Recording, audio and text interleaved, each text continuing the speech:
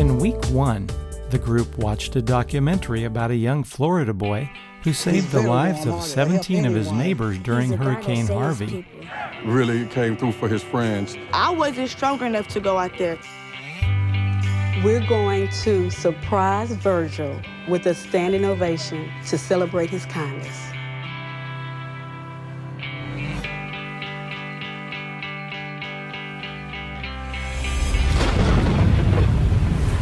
The disaster in Dickinson, Texas started under the cover of darkness. Through this viewing and discussion, students learned that documentaries are true stories of people, places, or things, and that documentaries can educate, inspire, motivate, change viewers' perceptions about the subject, or all of the above.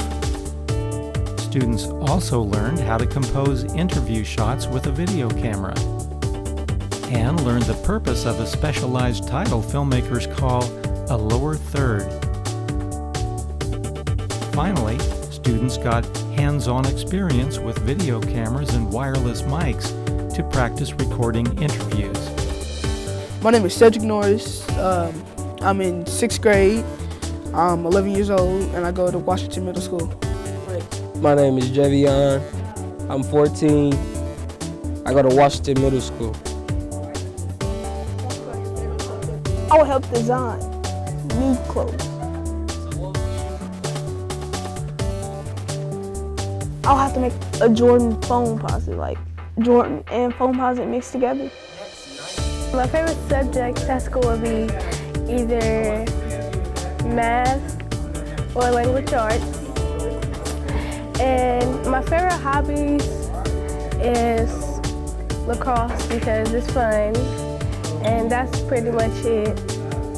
Miss Constant, she came to my door and she was like, hey, we have this group. It's called Pathfinders and they do things that you not normally do.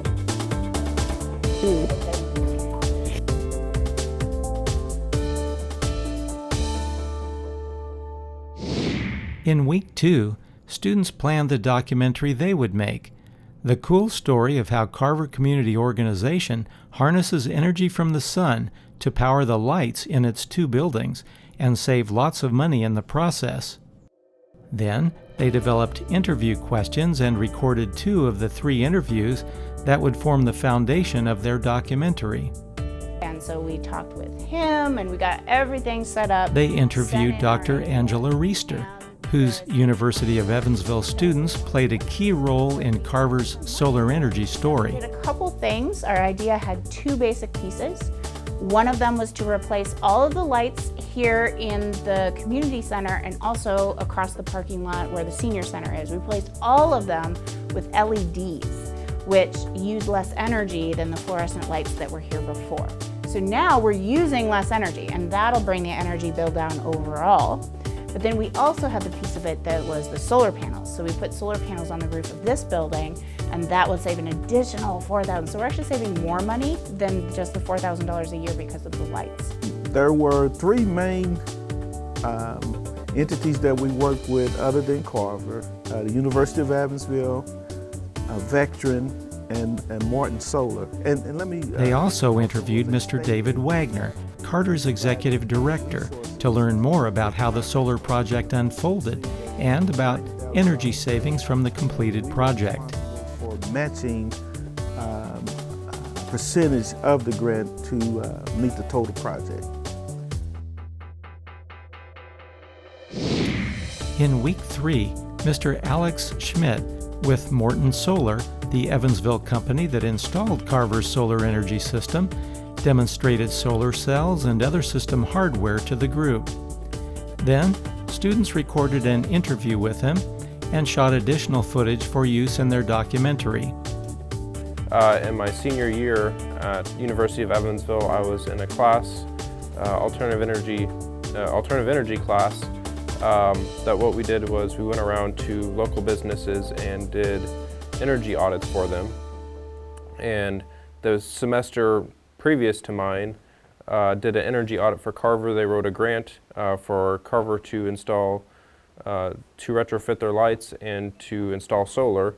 And then following up on their end was getting quotes from local solar companies So we reached out to local solar companies, Morton Solar, where I work, being one of them, and so I saw it on the student side, and then once I was hired on at Morton Solar, I saw it from the work side. In week 4, the students traveled to Ivy Tech, where they imported their video footage into computers to begin editing their documentaries. They used video editing software called Adobe Premiere, which is frequently used to edit Hollywood movies. We had hoped that students would be able to continue and complete editing on their projects during week 5, again at Ivy Tech, but we learned that the university would be on spring break and thus unavailable for our use. So, we made alternate plans for week 5.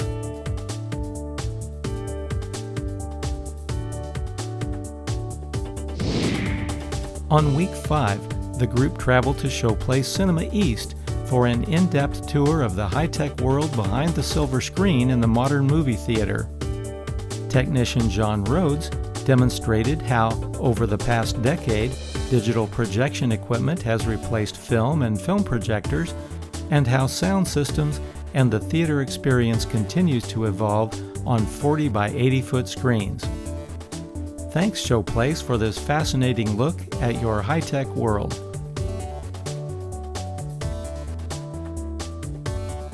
To finish up, if you'd like to complete your documentary project, Carver has obtained Adobe Premiere editing software and will make that plus your documentary project files available to you.